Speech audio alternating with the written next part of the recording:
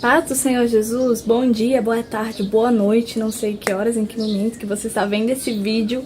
Eu sou Andressa Ferraz, para você que ainda não me conhece, esse aqui é o meu canal onde nós falamos muito da palavra de Deus, falamos também um pouco de hábitos e um pouquinho de rotina, de produtividade, como isso ajuda na nossa vida como cristãos. Mas antes de eu começar esse vídeo, eu vou ali rapidinho pegar a minha Bíblia, tá bom? Porque eu acabei deixando ela ali e eu já volto, mas fica aí, tá bom? E eu voltei aqui no nosso cenário. Eu sei que esse cenário é muito simples, né? A gente vai arrumar aqui ainda, né? Vamos ajeitar, deixar bem bonitinho aqui pra gente gravar vídeo. Por enquanto está assim. Orem e vão pedindo a Deus, intercedendo pela minha vida pra que a gente ajeite isso aqui, pra que fique melhor. Mas, por enquanto, vamos assim mesmo. E hoje eu vou falar um pouco sobre esse livro aqui, gente, que eu estou lendo ele. Eu quero passar algumas lições para vocês que eu aprendi nesse livro. O nome do livro é O que Dizem as Mulheres da Bíblia. E é a sabedoria de 16 mulheres e as suas lições, mulheres da Bíblia, e as suas lições para o mundo atual. O livro é da Shannon Bream, tá? Eu vou deixar o link dele aqui na descrição, tá bom?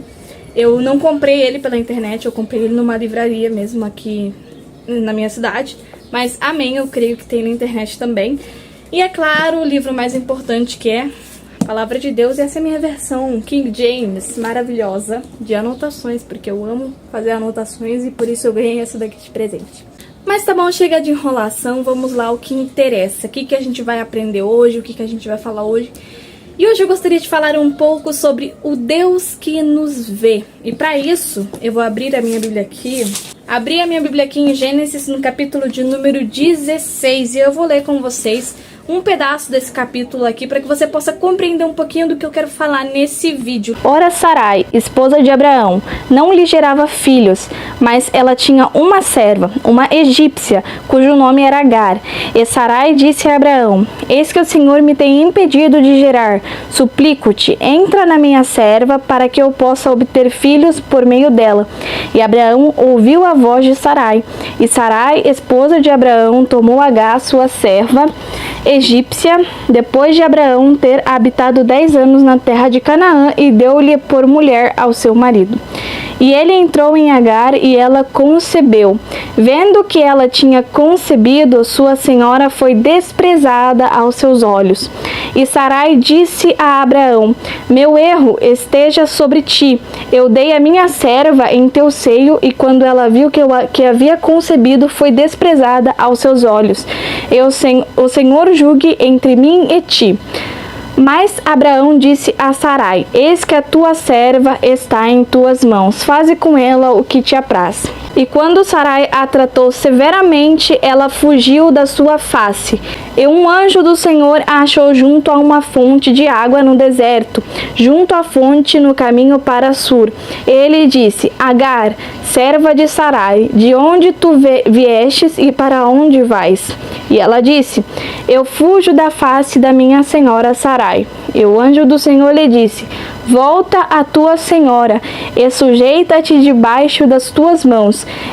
O anjo do Senhor lhe disse: eu multiplicarei a tua semente tão excessivamente que não será contada por seu grande número. E o anjo do Senhor lhe disse: eis que tu estás com um filho, e gerarás um filho, e chamarás o seu nome Ismael, porque o Senhor ouviu a tua aflição.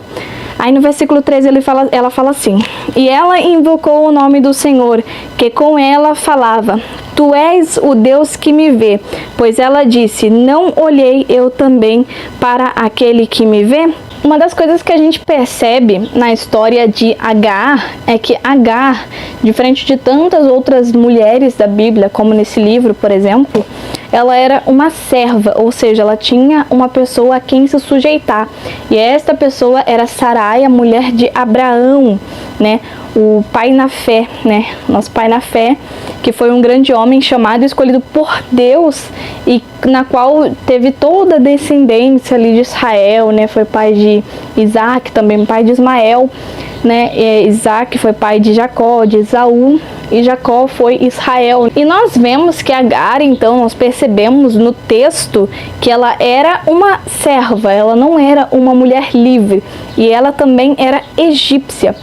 A história de Agar, ela é muito bonita e ela é muito interessante, apesar dela ser muito pouco contada, porque Agar, apesar dela ser egípcia, dela ter uma descendência na qual ela cresceu ali com um povo idólatra, na qual muitas vezes foi criado com aquele povo idólatra, também eu não sei com qual idade ela começou a se tornar serva de Abraão, provavelmente quando Abraão e Sarai desceram para o Egito ali por conta da fome que estava tendo, que eles encontraram ali Agar, mas assim, é uma grande probabilidade, né? Então nós observamos que ela era uma simples serva e uma simples escrava, como é mostrado a partir do capítulo 21, né, de Gênesis.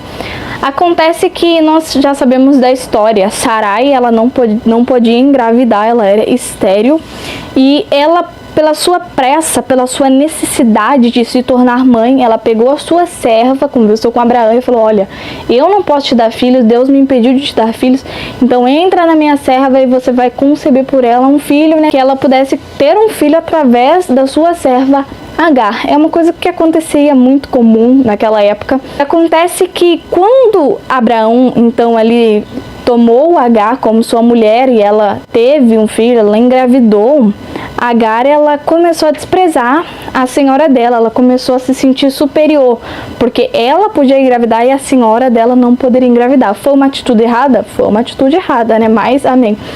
Talvez por ela estar grávida de Abraão, que era o seu patrão, seu senhor, ela pensou: agora que eu tô grávida, provavelmente eu vou ser valorizada e vou ser respeitada aqui nessa casa. Afinal, eu estou grávida, estou carregando o herdeiro do meu patrão, o herdeiro do meu senhor. E eu acredito que ela pensou mais ou menos assim, ela teve mais ou menos esse pensamento, esse caminho, essa ideia na mente dela, porque para ela então desprezar ali a sua senhora, ela se sentir superior, isso levou ela a se sentir uma pessoa superior a Sara. E acontece que quando ela fez isso, Sarai, é claro, se irritou, ficou nervosa, super normal, qualquer pessoa por ser desprezada, né, por ser humilhada, nas suas condições ficaria desse jeito. Então ela foi e conversou, mas a gente vê que não parte de um erro apenas de uma pessoa, mas os três, né, tanto Agar, Sarai e Abraão, eles erraram, né, na mesma proporção ali, os três nesse capítulo que nós lemos, no capítulo aqui 16. E acontece o quê? Quando Sarai, ela se irritou, que ela ficou nervosa, ela foi falar com Abraão, ela falou: o meu erro recaia sobre ti. Ou seja, eu te dei a minha serva, mas você é o culpado por ela estar me desprezando. E aí o que acontece? Abraão, ele errou na parte de não querer ouvir os dois lados da história, porque uma moeda ela tem dois lados, uma história ela tem dois lados. Ou seja, ele ouviu somente a história de Sarai, a mulher dele, né, a mulher com quem ele era casado, mas ele não procurou saber de Agar, como que ela estava se sentindo, o que havia acontecido. E isso fez com que ele desse a oportunidade para Sarai fazer o que ela fez, que foi maltratar. Ele falou: olha, a sua serva, ela é sua serva, ela está em tuas mãos. Não se preocupou com Agar, não pensou no bebê que era filho dele, né, querendo ou não era filho dele. Ele não se preocupou com isso. Então ela foi lá e começou a desprezar, maltratar Agar. Eu creio que ela começou a exigir tarefas muito pesadas e muito difíceis de Agar. E o sofrimento de Agar nesse ponto, por ser ali maltratada por Sara, foi tão grande que ela fugiu para o deserto. Estando ali no deserto, né, caminhando ali para o deserto, ela encontrou o anjo do Senhor.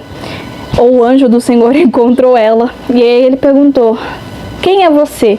De onde você está vindo e para onde você vai?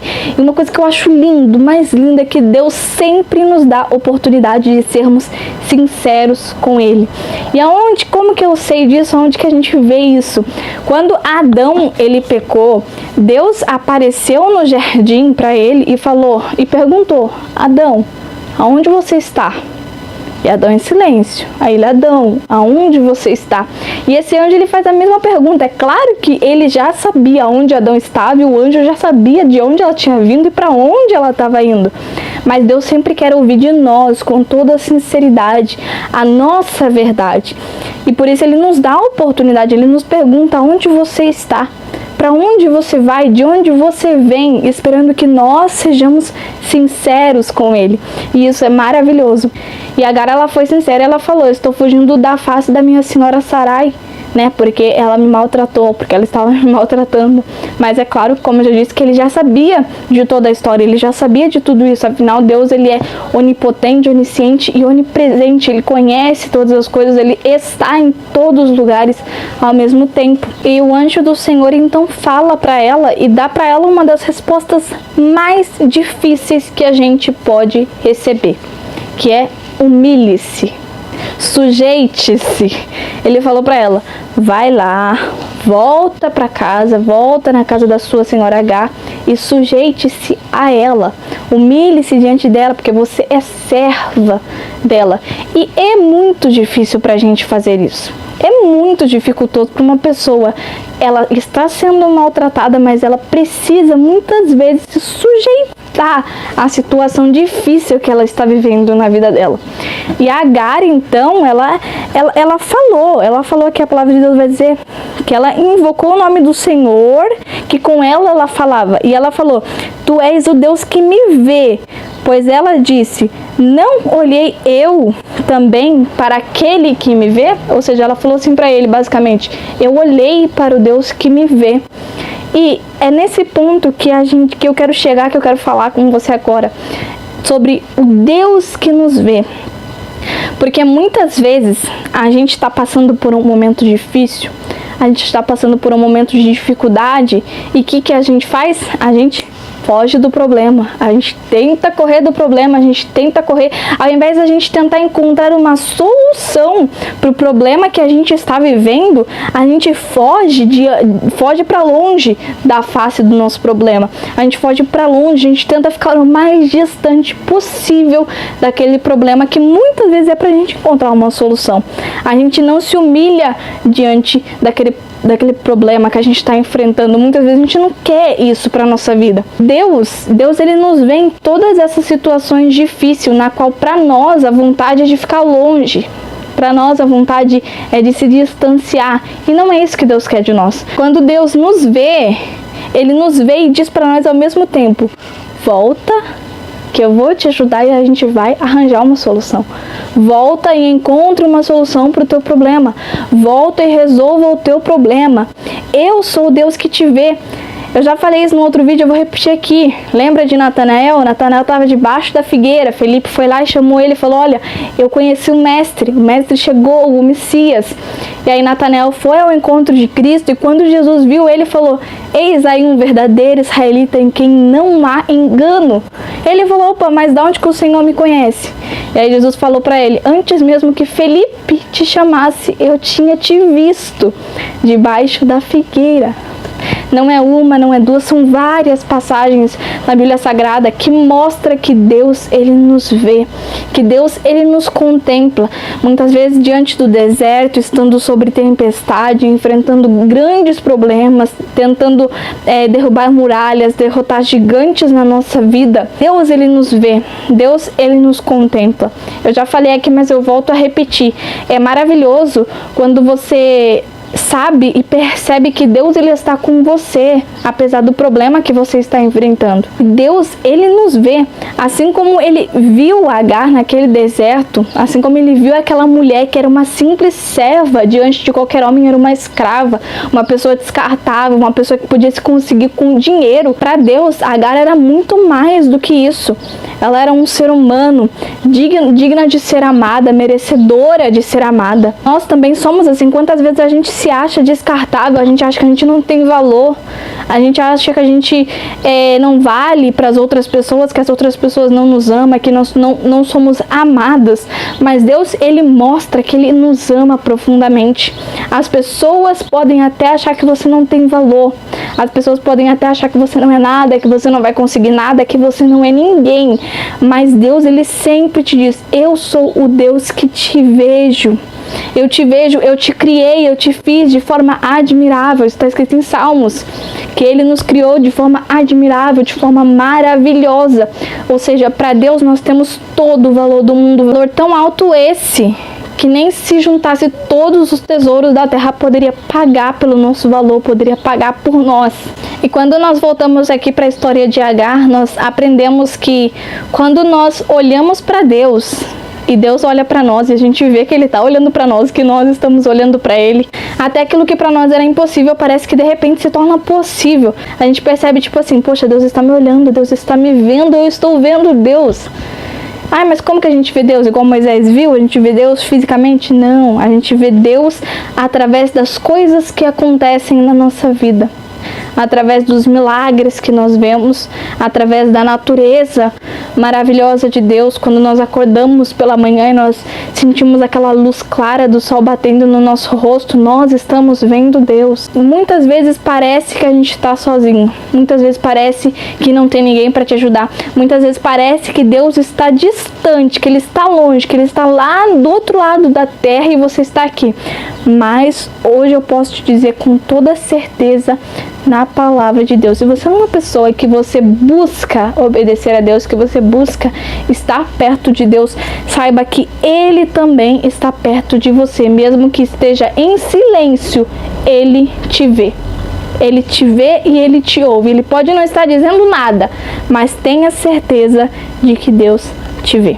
Eu vou ficando por aqui, tá maravilhoso conversar com vocês, tá passando essa mensagem do coração de Deus pro seu coração, mas já deu, eu vou ficando por aqui. Se você tem alguma coisa pra me dizer, deixa aqui nos comentários que eu vou estar lendo e respondendo nos comentários de vocês com muito amor e muito carinho. Fiquem na paz do Senhor Jesus.